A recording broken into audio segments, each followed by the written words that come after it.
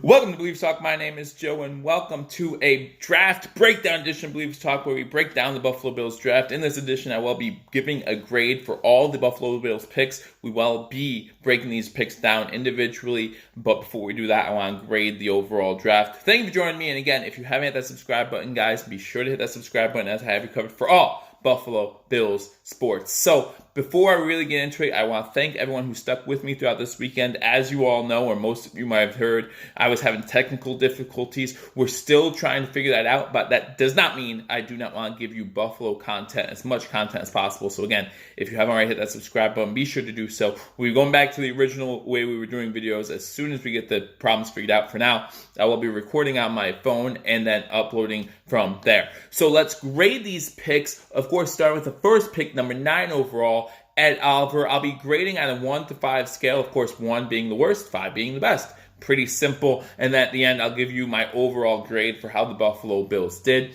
With the 9th overall pick, the Buffalo Bills select Ed Oliver, defensive tackle from Houston. Now, if you're a fan of the channel, if you've watched my previous episodes, you know that I am a fan of Christian Wilkins. And so seeing him not only not go to Buffalo, but go to division rival Miami kind of hurt. But that did not mean I was not high on Ed Oliver. I'm a fan of Ed Oliver. And obviously, kind of like with Josh Allen last year, whether you're a fan of the pick or you're not a fan of the pick, we get behind the pick now because now he is a Buffalo Bill. Glad to see that excitement out of him, too, when he gets drafted. You saw some people in the draft room not look excited. Maybe it's just because of shock. But, man, he was excited. I already said that Buffalo is now his home, so I'm excited to see that. We heard both Coach McDermott and Brandon Beane talk about how they're going to use him a little bit differently than he was used in Houston. So, obviously, we're going to keep an eye on that come camp and everything like that, and I'll keep you posted on that. But Ed Oliver with the 9th overall pick, probably the best pick on most teams' boards, right?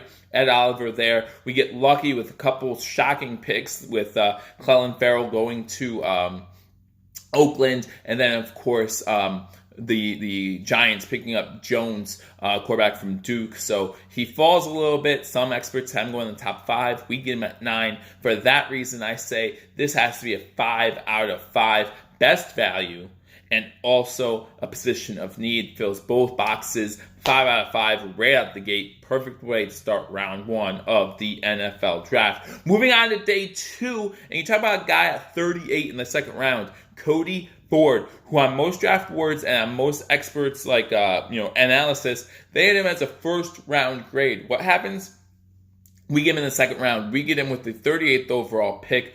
Offensive tackle out of Oklahoma. Good pickup here. Again, good value, which is also very important. You know, we heard Brandon Beane at the Senior Bowl talk about he's going to take the best player available. Feel like he did that again here with this pick. Now, when you worry about Cody Ford, you have to think about his footwork, right? His body control on the offensive line. But you can never be upset when you go down in the trenches with the first pick and defensive tackle, and then you go back in those trenches again at offensive tackle with the second round pick. And again, we did sign 6 offensive linemen this offseason. That does not mean we can't vamp it up a little bit more, maybe get some depth there too. You can never have too many offensive linemen. I like the pick. Again, Cody Ford, offensive tackle from Oklahoma. I give this a 4.5 out of 5. You go into a third round, and I know a lot of people, or at least some people, think we reached a little bit here. You talk about running back Devin Singletary out of Florida Atlantic with the 74th overall pick. We knew we were going to go running back here, guys, so this is a position of need potentially for the Buffalo Bills, and decent value. I'm going to say that Devin Singletary maybe the 3rd, 4th best running back in this draft class. We get him in the 3rd round. That's not too bad. You know, we've seen teams in the past like Seattle take big leaps with Rashad Penny last season to get the running back they want. And if this is the guy they want, and believe me, we knew this is the guy they wanted because at the NFL Combine, he was part of the process where the Bills met with him, and then he came to Buffalo for a pre-draft visit. So we knew the Bills were interested. If you watched any of my previous episodes, you know I was a huge fan of Bryce Love. I think the Redskins got a great pick there. I think the Redskins had a great draft overall.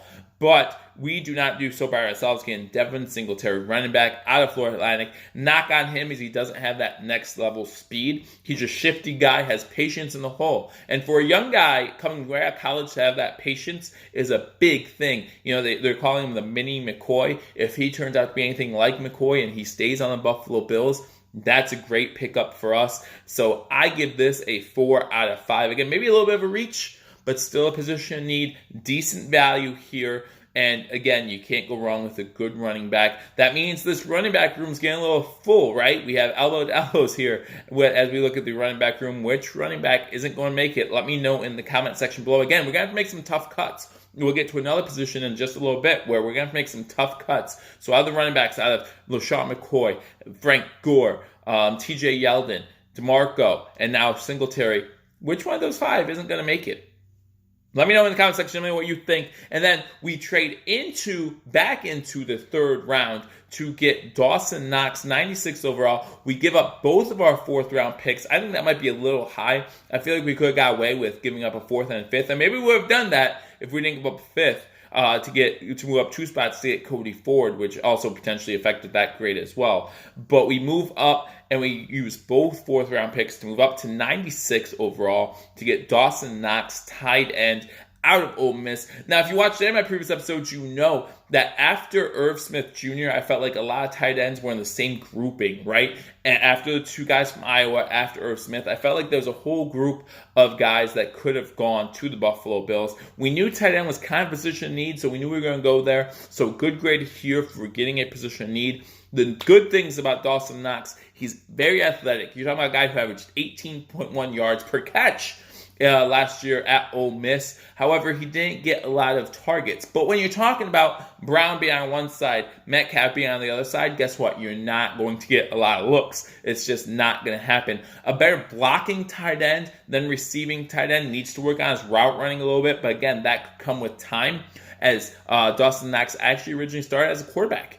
And now here he is making his way as a tight end. So good luck to him. That means we have some raw talent there we can work with. Dawson Knox with the 96 overall pick, tight end from Ole Miss. So now we do not have a 4th round pick. We only have 1 5th round pick with that trade for Cody Ford earlier in the draft. So with that 5th round pick, you know the Buffalo Bills are great at finding value in the 5th round. Last year, Wyatt Teller. 2 years ago, Matt Milano. Go back a while back to 2009 or 2008 with Kyle Williams, my guy, Kyle Williams. So we know that we can find value in the 5th round. And I feel like we did that here with Foshawn Joseph from Florida. Good pickup overall. Again, a lot of drafts, a lot of mock drafts, a lot of experts had this guy in the top 100. We get him at 147 in the 5th round. Linebacker from Florida. I give this a 4.75 out of 5 for, again, a great value pick. We know that we could use a little extra depth at linebacker. But again, guys, same thing with that running back room. This linebacker room is getting a little full, getting a little tight. So you look at all the linebackers, and let me know who you think out of the linebackers is not going to make that 53-man roster. Again, it's going to be tough. You have to make some tough cuts. Let me know who you think out of that linebacker room might not make the team. So you go down 6th round now, 181. Pick 181. We pick up a safety. Again, no surprise to me. I thought we might get younger at safety. We get Jaquan Johnson, safety out of Miami. Again, we know that we're set at safety for another few years with Poyer and Hyde, right? But we also know they're not getting any younger. Their contracts are going to expire. Need to get some depth back there. Now, they've done great work as far as working with our DBs. I have been very happy with what they have done since we brought them into Buffalo, but we know that we need to get some depth. We need to get some youth back there as well, and that's what we do here with the 6th pick, 181 overall, get Jaquan Johnson, safety from Miami. I give this a 4.25, again, for value. And again, for where we got him, not that bad of a pickup. Good overall value here. And again, drafting a position need. So I like the pick, 4.25 out of 5. And then we go Johnson & Johnson, right? You pick up Jaquan Johnson, and then you come right back and pick up Darryl Johnson in the 7th round, 225 overall, edge from North Carolina A&T. I want to let everyone know a fun little tidbit. This is the first time Buffalo Bills have drafted a player from North Carolina A&T, so congratulations to Darryl Johnson. And again, we knew that we might get edge here too, right? We knew we'd get an edge rusher somewhere along the line. We know that Ed Oliver can play edge if needed, but he's more going to be needed at defensive tackle, but we know we can shift him around. But we get a true edge here in Darryl Johnson. Again, guys, remember, Shaq Lawson might not be here next season. Contract might expire. Jerry Hughes, contract's going to expire. So we might resign one, we might resign both, but we need to make sure that we're covered covered if we don't. Daryl Johnson, 7th round pick, might be a project, but it's someone that we can wait a year on and see how he performs in the NFL. See how he does behind these guys before we make him a potential starter or make him a rotational player later on. So again, Daryl Johnson, edge from North Carolina A&T. I give this a 4 out of 5. And then we go down. We did double dip at tight end with the 228th pick overall. Again, just a few picks later, we pick up Tommy Sweeney, tight end from Boston College. Now, I remember last year we doubled up on wide receiver, right? We went Ray McLeod, and then we went pro. Back-to-back in 6th and 7th round. Not sure if double dipping on tight ends is something you really want to do. However, again, that tight end room is going to start to get tight too now that with the addition of Dawson Knox, the addition of 2 free agent tight ends, and you still got Jason Kroom there. So now you're adding another tight end to that in Tommy Sweeney, tight end from Boston College. Again, a better blocking tight end than receiving tight end. Again, we know how much Dable loves his blocking tight ends. But is tight end really the position you want to double up on? You could have got wide receiver here. I mean, we do get some undrafted free agent wide receivers, which we'll talk about in another episode. Again, I'm going to break down all these picks, and I'm also going to break down all the undrafted free agents. So if you haven't hit that subscribe button, what you doing? Hit that subscribe button. But do you want to double down on tight end here? Tommy Sweeney, not a bad pick. I'm not saying that, especially for the 7th round. But is that something that we need? Could we have gone someplace else? Who knows?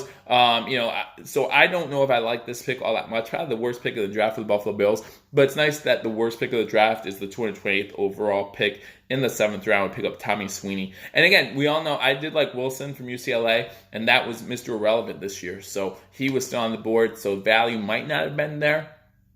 Position need might have been covered earlier in the draft. So I do give this a 3.75 out of 5. Again, I think this might be the worst pick in the draft, but it's never a bad thing when the worst pick of the draft is the 7th round pick. So that means overall, my grade for the Buffalo Bills, after you add those all up, you got Ed Oliver, 5 out of 5, Cody Ford, 4.5 out of 5, Devin Singletary, 4 out of 5, Dawson Knox, 4.25 out of 5, Fashawn Joseph, 4.75 out of 5, Jaquan Johnson, 4.25 out of 5, Daryl Johnson, 4 out of 5, and then Tommy Sweeney, 3.75 out of 5. That gives you an average of 4.35 or 4.3 out of 5. So about 86%. So a B, maybe a B plus draft grade for our Buffalo Bills. Let me know what you think in the comment section below. Do you agree with me? Do you disagree? Do you think I'm crazy? I might be crazy, but that is how I see things for our Buffalo Bills. Again, let me know what you think in the comment section below. Let me know if you think that's a little high. Let me know if you think that's a little low. Again, I think we had a good draft. I'm not saying we didn't have a good draft. I think we had a really good draft. Some teams drafted better than us, including, unfortunately, the Patriots. I thought I had a really good draft. The Redskins had a really good draft. I thought they had probably the best draft of anybody. And some other teams did really well. We weren't as poor as some other teams either, so don't get it twisted. But we had a good draft. I was really happy to watch the draft. Unfortunately, I couldn't bring you day 1 live, where I was able to bring you day 2 live. Again, having these technical difficulties. We'll get that all straightened out, and things will go back to normal in a little bit here. But until then, I will continue to give you great Buffalo Bills content. So hit that subscribe button, like this video. Again, leave a comment, and let me know what you think. I will see you all soon, Bills fans. But until I do, go Bills.